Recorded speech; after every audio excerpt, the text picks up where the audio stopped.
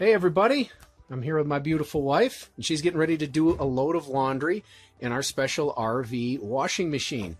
And we wanted to do a review on it so that you guys know whether or not you want to buy one. Honey? Yeah. Go ahead and tell them something about it. Well, it's very little. Like right now you saw I just put 2 full pairs of jeans in. That's about a full load. So I'm going to get the water going in there. And oh, be so sparing on the soap. It'll froth up. Has it been doing a good job? It's doing fantastic. It looks like you got quite the setup in here going on. Yep. What are you doing to keep this thing where it is? This thing can spin like crazy. So we got this little real small shower rod to keep this from jiggling all over the place. But once it balances out, you really don't have to worry about it that much anyway. Sure. And you're using the shower wand, I see, to fill it up? It does come with some cheap hoses, but they're just that cheap. If you have it in your camper and your shower head can reach it, do that. It's much easier than using those little hoses from the sink. Does it cause any problems that it's sitting down in the water that you're draining? I haven't noticed any. We tried putting a little clear mat underneath it, and it would just catch the lint. So we just got rid of that, but just having it sit in the tub has been the best. Okay. How do the controls work on this thing anyway? I'll show you that in a minute, but you have your standard and a soft. I just always have it at standard. If you put it on to drain, it will drain no matter what setting you had it on. So when you put it on drain, it drains out of this one or this one? Both. Okay. Goes out of both. I see. But that's your wash timer. It's just like your classic egg timer. It clicks when you do it. Same with the spin.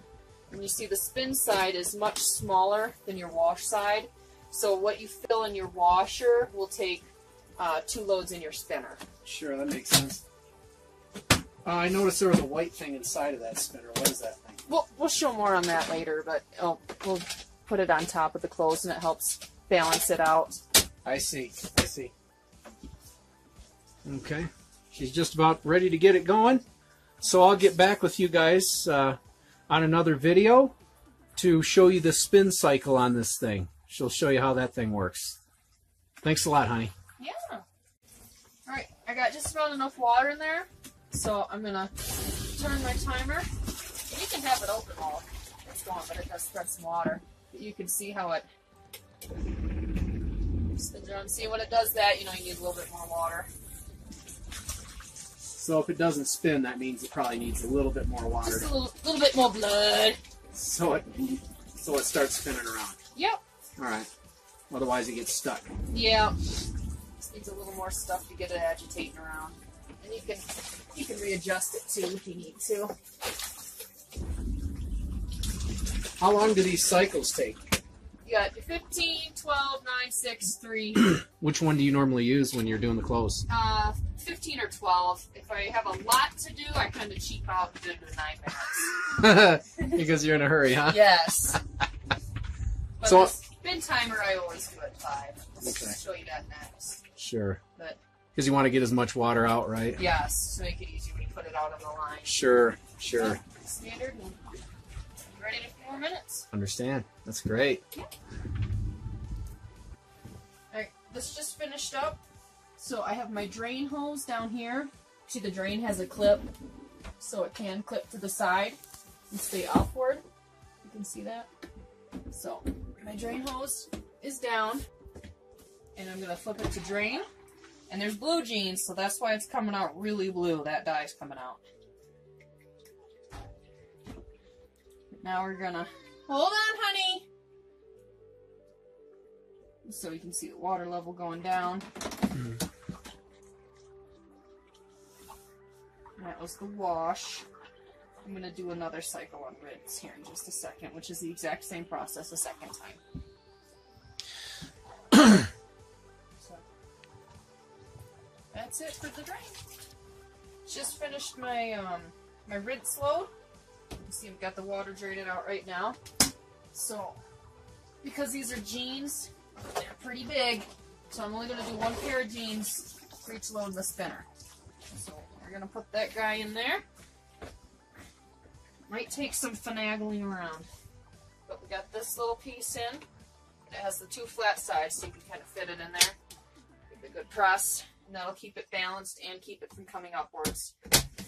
So I'll set that down. Set that down. We're going to leave it on drain. And it's spinning.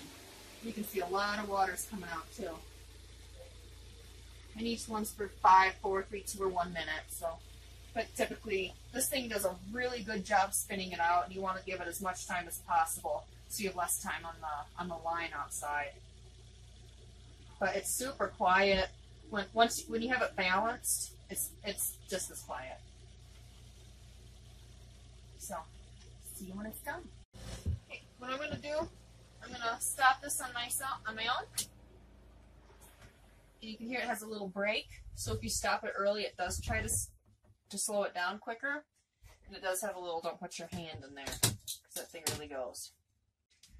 So, you just kind of take this one out. And this is the second pair of jeans. So it can be a little fussy. So take that out.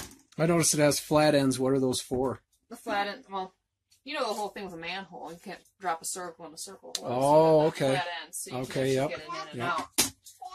But got my little wash rag, and here's this. I don't know if you can tell, but it's not dripping and sopping wet like it was when it first came out. And there's your load of wash. Very good. Got that in there. It's all self-contained, but I like to leave it open so it can air dry. Good thinking. And we have a little girl here who wants to be a ham. Hi. Do you have your baby 6-shooter, do you? Yes, and if a bad guy comes, you do this with your hand and put it Wow. there. Then you Oh, yeah? Then you do it like this. Just like that. That's amazing. Wow. Say bye, everybody.